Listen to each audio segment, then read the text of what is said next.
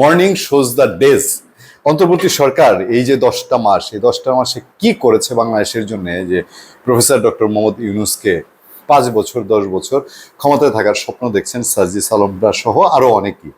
পক্ষের মানুষ কিন্তু একেবারে নেহাত কম না, তারপরেও কম, এটা সমালোচনার মুখেই পড়ছে তারা।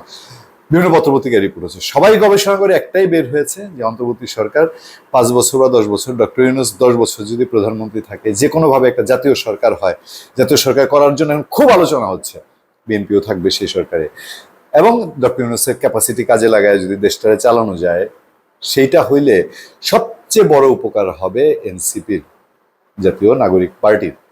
এবং যারা এতদিন দেশে মব রাজত্ব করেছে, যাচ্ছে তাই দেশে অলরেডি ইনকাম বাণিজ্য শুরু করেছে, তারা ছাড়া দেশের মানুষের কি হবে?